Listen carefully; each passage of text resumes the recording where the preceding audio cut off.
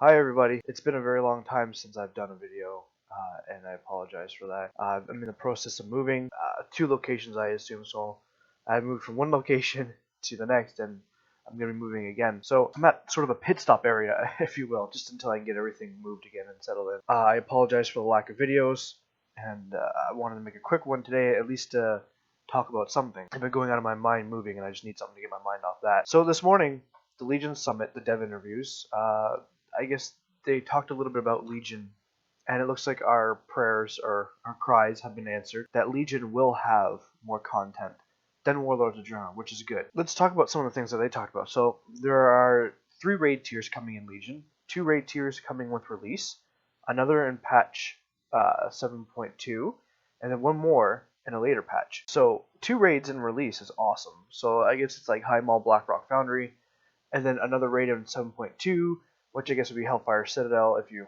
want to put it that way, and then one more raid in a later patch. I'm really excited. So that means we get 2 raids that we haven't seen yet, and I'm excited to see the storyline behind them. There are solid plans for at least 3 content patches in Legion already. 3 content patches. You mean not 1?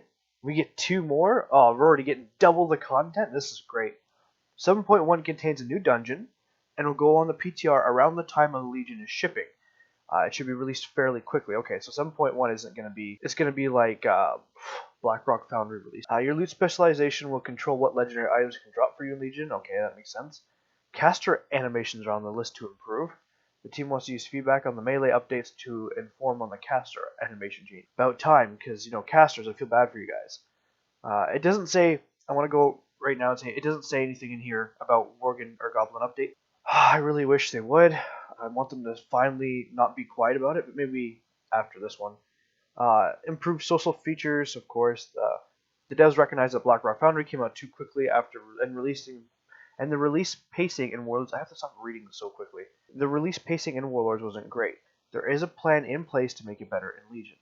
Another stat squish is coming after Legion. Makes sense. I saw it coming a mile away. There'll be a new animated series in Legion called Harbingers. It's similar to the Lords of War series in Warlords, and it tells the story of Illidan and the Illidari. This is going to be awesome. I did like the Lords of War. The Trials of Shao-Hao, I think it was called before that. So I'm really excited to see this new one. And they talked about some cosmetic changes like the armor sets. There'll be less mirroring symmetrical armor sets and sets that use the same few 3D shapes that they've seen in forever, which is good. It's good to see more range of armor, because we want something that looks badass. Professions, they talked about the profession quest lines that we knew about, the class trials, so you'll be able to character boost, play it. You don't like it, go back, pick a different one, which is great. They talked about some other things. They talked about dungeons in Legion are a very important way to play the game. WoW tokens. They went into a lot of stuff, but really the major points that I really wanted to talk about was how much more content there's going to be, and that's going to be great. It's going to be better. We're actually going to have some stuff to do, and hopefully we won't be living in the last content patch of Legion for 16 months. Hopefully it'll only be like 8, which would be great if they can space it out that way. I'm really looking forward to it. I'm on the hype train. I'm really on the hype train. Hopefully it ends up better than WoD. It already is shaping up to look better than WoD.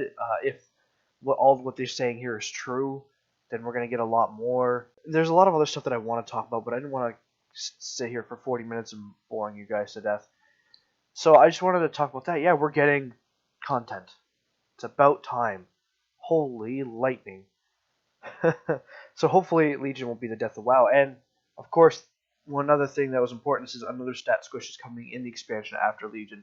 So they already have something in place. Another thing that they did say that I really liked is that Legion will, I don't know where it is here, Legion will lead to something bigger and darker than the old gods.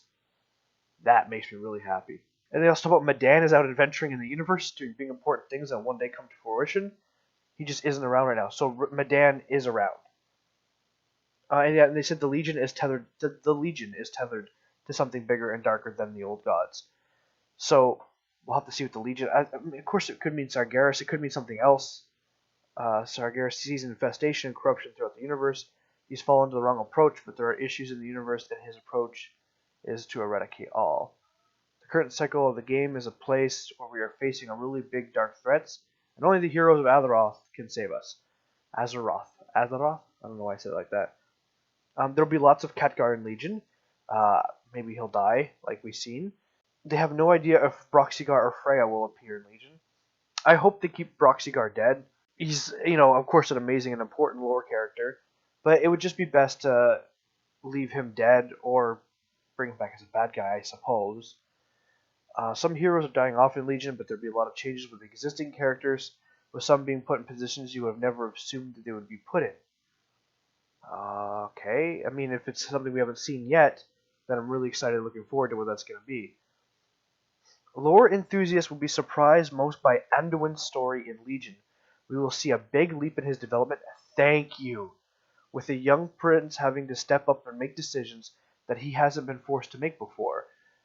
He has looked at this as a very pacifist character over the years, looking for peace between the Horde and the Alliance, but as he gets older it won't be so easy. Players will come to understand his father's more aggressive approach. He is a character the team really wants to build out. About time. We've been getting orcs. I mean, Garrosh, don't get me wrong, his story was amazing, but it's about time for people to see Anduin the way he's supposed to be. Because, I saw great potential in him, and it's about damn time. We'll be most likely waiting to see more of Illidan in a later content patch. There'll be a lot of Illidan at that certain point. So, without going into spoilers, Illidan has an important role to play. They said that at BlizzCon, so we're really looking forward to seeing what he can do for us or against us, of course. But I guess I should just stop talking right now. But those are the important parts of this content, and I'm gonna put a link down in the description below so you can click on it and read everything that you want to read, all the miscellaneous information too. I didn't really delve deep into that. But thank you guys very much for watching. Again, hopefully I'll have something good coming soon. I'm going to see the Warcraft movie, so I might review that. It's looking like the curse has been broken. The video game curse, video game to movie curse, I should say. And Naxxrama's 10-year anniversary is coming up soon, so maybe I can hopefully do something good for that. But thank you guys very much for watching, and talk to you later.